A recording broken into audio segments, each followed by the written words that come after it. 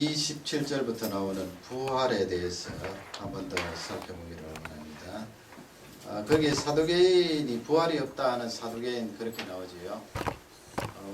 요즘 그 왕상이라든지 사무엘하 여러분 공부하신 대로 사독 제사장이 나오지 않습니까? 그 사독의 후손들이 바로 사두개인들 되는데요. 구약 성경부터 부활에 대한 신앙은 있습니다. 욥기에 보면 있고요. 또 시편에 보면 있고. 그 사도 베드로가 예수님 부활에 대해서 증거하시면서 시편 16편 10절 말씀을 인용하여서 그 구약의 부활이 있음을 우리에게 알려주셨는데요. 여러 군데 부활에 대해서 구약 성경에도 말씀하고 있습니다. 그러나 이 사독의 후손들은 부활이 없다 그렇게 믿고 내려왔습니다. 그래서 오늘 예수님께서 친히 이 사독의 후손들에게 주신 말씀 바로 우리의 말씀인데요. 그 부활의 내용들을 간략하게 살펴보기를 원합니다. 첫 번째는 그 예수님께서 부활을 말씀하시면서 이 부활한 이유는 결혼 관계가 없다 하는 것을 알려주고 있습니다. 결혼 관계가 없다 이 말씀은 부모, 자녀 이런 관계도 없다는 말씀이죠. 하나님께서 우리에게 생육하고 번성하라 해서 부모님을 통하여 우리가 태어나고 또 우리의 후손들이 대를 이어서 자녀들을 출산하고 하면 이렇게 대를 이어서 자손들이 이어나가는데 그 하나님께서 주신 말씀처럼 이 지구상에서 번성해야 됩니다. 그래서 지금 약 70억 된다고 그러지요. 그러나 부활 이후에는 그런 결혼 관계가 성립되지 않는다는 거예요. 그 지금 사두개인들이 얼토당토 않는 그런 비유를 드는데 물론 근거는 그 모세의 율법에 나오는 하나님의 명령이죠. 계대 혼수법이라고 그래서 실제적으로 그렇게 율법 시대에 계대 혼수법을 적용한 그 가정에는 나오지 않습니다. 단지 창세기 38장에 거기에 유다의 가문이 나오긴 나옵니다만은 그것은 율법 이전이고요. 실제 그 예는 없어요. 없는데 여기 보면은 7 형제가 있는데 다 죽은 거죠. 첫 번째 형이 죽고 나니까 자녀 없이 죽으니까 그 다음에 대를 잇기 위해서 두 번째 동생이 이제 그 형수와 결혼하고 세 번째, 네 번째 이렇게 가다가 결국은 7번째 가면서 자녀가 한 명도 없고 다 죽고 그 여자도 죽었는데 예수님 그러면 그 여인은 누구의 아내가 됩니까? 물론 부활 이후에 말씀이 되겠지요. 예수님께서 그 말씀을 받아서 34절에 보면은 이 세상 자녀들은 장가도 가고 시집도 가고 그렇게 결혼을 하겠지만은 거기 뭐 이 세상 사람은 우리가 부활하기 이전에 믿는 사람 믿지 않는 사람 다 포함되겠지요. 우리 믿는 사람도 하나님께서 결혼을 명하셨으니까요. 그렇게 시집도 가고 장가도 가겠지만은 35절 말씀 보면은 그 부활한 사람은 거기 좀 어렵게 번역되어 있습니다만은 예수 그리스도로 말미암아 영생하는 부활을 얻은 하나님의 자녀들은 이 결혼도 하지 않고 장가도 가지 않고 시집도 가지 않는다 그렇게 예수님이 잘라서 말씀을 했습니다. 여러분 그렇지 않겠습니까? 우리가 부활한 이후에도 여전히 결혼을 하여서 이렇게 남편 아내 또 부모 자녀 이런 관계가 성립이 되면 그게 무슨 신령한 생활이 되겠습니까? 사실 우리 일생 살아가는데 따지고 보면은 자녀에게 투자하는 시간이 얼마나 많이 들어요. 우리 자녀들은 뭐 나 혼자 그냥 20몇 년 부모 밑에 있다가 떠나면은 결혼하면은 그만인데 뭐 그렇게 말씀합니까? 할지 모르지만은 여러분 자녀 2명 되고 3명 되고 옛날에는 4명 5명 되었는데 어떻게 보면은 절반 이상을 이 부모님들이 자녀를 위해서 투자를 한다고요. 그리고 거의 모든 시간을 자녀들을 위해서 그렇게 희생을 하는데 나중에 이 부모님들이 연세가 들어서 노인이 되면 어떻게 됩니까? 그러면 손자 손녀 또 나서 이 노인들이 손자 손녀를 봐야 된다고요. 그러니 우리 인생은 절반 이상을 이 자녀들 후손들을 위해서 열심히 투자하고 희생을 해야 되는데, 부활한 이후에는 그런 부모 자녀 사이에 또 부부 간에 그런 사이가 없다는 거예요. 그 옛날에 성경 공부하면서 그 부활 이후에 대해서 설명을 하면서 뭐 아무개 집사님 우리 모두 부활해서 하나님 나라에서 영원히 살면은 그때는 이런 부부관계 그런 것이 다 없어지기 때문에 서로 하나님의 자녀로서 친밀하게 지낼 수 있습니다 하니까 그 남편 되는 집사님이 그러시더라고요. 그 목사님 그러면 안 되는데요. 나는 저 사람하고 영원토록 함께 그렇게 지내고 사랑해야 됩니다. 상당히 걱정스럽게 그렇게 이야기하는데, 그렇게 되면 여러분 죄 문제가 해결되지 않는 거예요. 우리가 부활한 이 몸은 죄 없이 고통 없이 질병 없이 영원토록 살기 때문에 그 결혼이 성립될 수가 없는 거예요. 단지 우리가 이 세상에 살 때 하나님께서 우리에게 명하신 대로 육신의 자녀들을 놓고 대를 잇도록 해야 되는 것입니다. 여기 분인데 젊은 분인데 결혼한 지 한 6, 7년 되는데 자녀가 없어요. 그래서 제가 물어봤어요. 왜 자녀를 두지 않느냐. 성경 말씀에 틀림없이 자녀를 낳고 생육하고 번성하라고 했는데 당신은 왜 결혼을 하고 나서도 자녀를 두지 않느냐. 임신이 되지 않습니까? 물으니까 그게 아니래요. 아이들이 귀찮고 싫대요. 이제 그렇게 나가면 그것은 성경적으로 맞지 않고 하나님 앞에 그렇게 바람직한 것은 아니에요.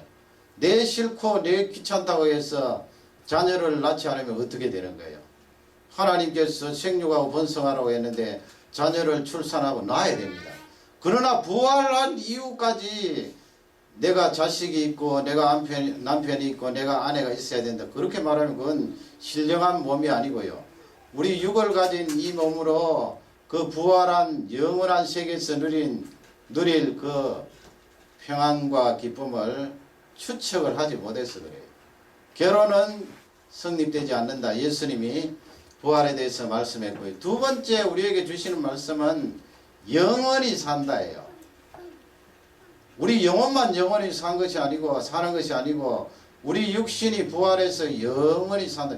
그 말씀이 36절에 있거든요. 36절 말씀에 보면은 거기에 뭐라고 되어 있으면 죽을 수도 없다고 그랬지요. 그리고 천사와 동등하다 그랬는데 거기 잘못해서 가면은 천사와 동등하면 천사는 육체가 없잖아요. 육체가 없기 때문에 그러면 천사와 동등하면은 우리도 육신을 가지지 않고 부활하나? 아니에요. 거기서 천사와 동등하다 이 말씀은 천사가 죽지 않잖아요. 영원히 사는 게 천사예요. 그 타락한 천사, 사단, 또 악한 영들 하나님께서 심판은 하시지만은 불멸은 아니에요. 그 존재 자체를 그냥 사그라들고 없애버리지는 않는 거예요. 왜냐하면 처음에 하나님께서 만드실 때 천사로 지으셨기 때문에 천사는 죽음이 없어요, 여러분. 그러나 우리보다도 천사가 못한 것이 뭐예요? 능력은 우리보다 많지만 육신이 없다는 거예요. 육신이 없잖아요, 천사는. 우리가 부활해서 사는 것은 육신을 가지고 영원토록 사는 거예요. 그러니 여러분 얼마나 좋아요. 어떤 분은 그래요. 그렇게 육신을 가지고 영원토록 살면 우리 70년 80년 사는 것도 그렇게 짧지 않은데 지겨워서 어떻게 삽니까? 그런데 그렇지 않거든요. 우리가 이 세상에 7, 80년 살면서 하는 것은 그냥 끌적끌적 하다가 가는 거예요. 사실 우리가 아는 것이 뭐가 있으며 잘하는 것이 뭐가 있습니까? 단지 뭐 사람들이 머리를 맞대고 팀을 만들어서 그렇게 아주 지혜로운 것도 발명을 하고 만들어냅니다만은 개개인 따지고 보면 참 아는 것도 없고 할 수 있는 것도 없어요. 그 지난번에 그 음악하는 선생님들 저한테 그러더라고요. 여기 와서 지내는 중에 참 자유롭다 그래요. 그게 무엇인가 하면은 어떤 연주회가 있으면 그 선생님들이 하루에 13시간 연습을 한대요. 피아노를. 그러니 여러분 얼마나 힘들겠어요. 그 하루 13시간 그냥 다른 것은 거의 못한대요. 잠자고 밥 먹고 자동차 타고 가서 연습하는 연습장으로 가고, 그리고 13시간 연습을 하는데 사람이 피폐해진답니다. 그러면 여러분 1시간 연주하기 위해서 13시간을 몇 달 전부터 하는데, 그 사람이 13시간 연습을 해서 1시간 딱 하면 세계적인 피아니스트가 됩니까? 아니거든요. 그렇게 13시간씩 몇 달간 연습해도 그냥 끌적끌적 하다 가는 거예요. 그러면 영원히 산다, 부활해서 영원히 산다, 이 말씀은 우리에게 지루함을 주는 것이 아니고요. 여러분, 우리가 부활했다고 해서 내가 바이올린 치고 싶다 그러면은 바이올린 뭐 그냥 켜는 줄 아세요? 그렇지 않거든요. 그건 너무 그렇게 능력적으로 본능적으로 생각하면 안 돼요. 지금보다야 훨씬 낫겠죠. 신령한 몸이니까. 어떤 죄의 영향을 받지 않으니까 지금보다는 낫지만, 그래도 연습하고 훈련해야 된다고요. 그 연습과 훈련은 피곤함이 아니고 지침이 아니고 지루함이 아니고 하면 할수록 즐겁고요. 그러니 여러분, 이 바이올린 하나 연주하는 것만 해도 즐거워하면서 행복하면서 한 1000년쯤 연습한다고 생각해 보세요. 1000년쯤 연습하면은 지금 우리가 말하는 세계적인 대가 바이올린 켜는 사람과 비교가 되겠습니까? 그러니 우리가 부활해서 사는 그 영원히 사는 것은 그만큼 삶의 질이 높다는 거예요. 그냥 이 세상에는 끌적끌적 연필로 몇 자 끌적거리다가 낙사하다가 가는데, 진짜 그 우리 본향에 가서 부활해서는 하나님이 우리 인간들에게 주신 그 축복들을, 재능들을, 지혜들을 마음껏 누리면서 영원토록 산다는 것입니다. 아멘 소리도 안 나오네요. 얼마나 귀합니까? 하나님이 우리에게 주신 부활의 축복, 부활의 은혜예요. 영원토록 사는, 천사와 동등하다. 천사가 죽지 않는 것처럼 너희들도 부활해서 육과 영혼 합쳐져서 영원토록 산다. 그 말씀을 우리에게 허락하셨고요. 마지막 세 번째로는 부활을 말씀하시면서 부활은 하나님의 능력으로부터 말미암는다. 그 말씀을 하셨어요. 그렇지요. 우리 사람이 어떻게 부활할 수 있어요? 나 스스로 부활할 수 있나요? 지난번에 말씀드린 것처럼 그 36살 된 배우, 아름답고 이쁜데도 그냥 자기 얼굴 늙어가는 거 싫다고 해서 아파트에 들어가서 51년 동안 살았는데, 우리는 그냥 금방 늙고 사그라들잖아요. 부활을 우리가 어떻게 부활을 해요? 죽음을 이기지 못해서 그 죽음 때문에 두려워하고 그 죽음 때문에 불안해하다가 벌벌 떠는 우리인데 어떻게 우리가 부활을 합니까? 예수님께서 부활은 너희들 힘으로 스스로 하는 것이 아니고 그 부활은 하나님의 능력으로부터 말미암는다. 그러니 여러분, 우리가 부활을 믿을 수가 있지요. 하나님 능력으로 말미암아 내가 부활할 수가 있다. 그 말씀이 이제 37절, 38절인데 37절 보면 거기 모세가 이 가시나무 앞에서, 떨기나무 앞에서 소명을 받는 내용, 그때 하나님께서 출애굽기 3장에 보면은 모세에게 나는 아브라함의 하나님이요 이삭의 하나님이요 야곱의 하나님이다. 그렇게 하나님 말씀하시잖아요. 그때 동사들은 다 현재 시제로 하나님께서 말씀하셨거든요. 지금 아브라함은 500년 이상 되었고 야곱은 400년 이상 지난 선조들인데 말이죠. 그 당시에.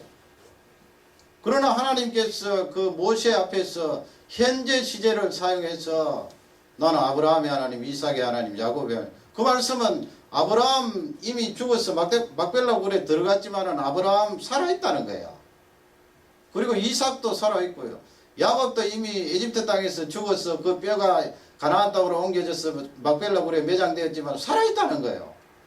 400년, 500년 지났는데 하나님께서 야곱도 살아있고 이삭도 살아있고 아브라함도 살아있다. 어떻게 그렇게 살아있습니까? 38절 보면은 하나님은 죽은 자의 하나님이 아니요 산자의 하나님이라고 그랬잖아요. 어떻게 하나님이 산자의 하나님입니까? 하나님 능력으로. 답은 거기에 있는 거예요. 하나님 능력으로 너희들은 살아날 수 있다는 거예요. 부활할 수 있다는 거예요.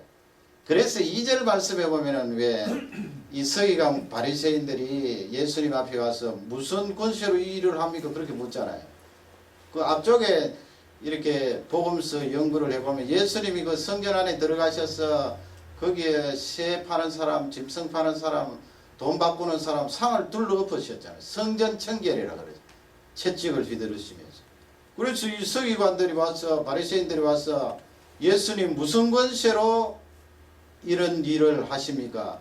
그리고 그 배후에 누가 이런 권세를 주셨습니까? 그렇게 질문하는데 예수님이 세례요한 말씀하시면서 1절 대답하지 않았어요.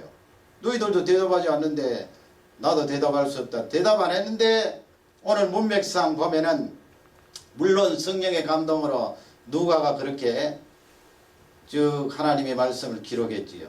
이 부활을 통하여 내가 누구인가 그것을 드러내거든요. 그것이 42절, 43, 44절이에요.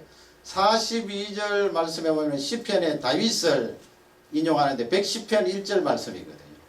그때 시편의 다윗이 뭐라고 말하느냐 하면은 주께서, 거기 주께서는 성부 하나님을 말씀해요. 주께서 내 주께 말씀하셨다 그렇게 하죠. 두 번째 나오는 주는 메시아예요. 인자, 하나님의 독생자 예수 그리스도를 말해요. 성부 하나님께서 성자 하나님께 말씀하셨다. 성부 하나님께서 메시아에게 말씀하셨다. 그 내용이에요. 그것을 예수님께서 인용을 하시면서 43절 말씀에 보면은 그때 성부 하나님께서 너 원수를 너의 발에 발등상 두기까지 내 우편에 앉으라 그렇게 지금 다윗이 성령의 감동으로 그렇게 예언을 하는 거예요. 한번 생각해 보세요. 거기 원수를 내 발에 발등상에 두기까지 내 우편에 앉으라 이 말씀은 예수님이 죽으셨다는 말씀입니까? 살아계셨다는 말씀, 살아계신다는 말씀입니다.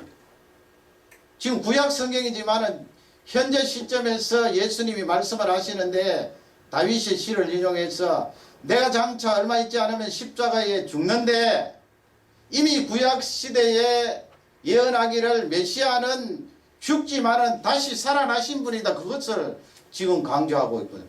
살아계시기 때문에 원수를 심판하신다는 말씀 아니에요. 심판하시고 살아계시기 때문에 하나님 우편에 앉아 계신다는 말씀이거든요. 그 부활을 말씀하세요. 예수님이 부활을 말씀하세요. 그리고 44절 말씀에 보면은 다윗이 그리스도를 주라고 그렇게 칭하였는데 어찌 다윗의 자손이라고 말하겠느냐. 이 말씀은 역설적으로 이야기한 거예요. 그 유대인들이 메시아는 다윗의 후손으로 옵니다 하는 것을 알고 있었거든요. 그 너희들 어떻게 다윗의 후손 메시아인 것을 알고 있지만은 부활의 능력이 있는 하나님인 나를 못 믿느냐 이 말씀이에요. 그러니 이 말씀은 부활의 능력으로 십자가의 죽음을 이기시고 다시 살아나실 것을 우리에게 철저히 알려주고 있는 거예요.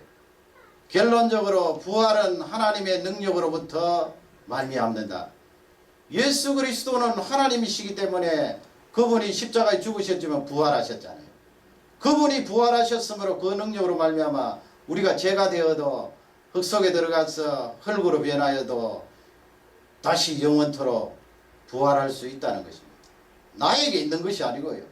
하나님의 능력으로 말미암아.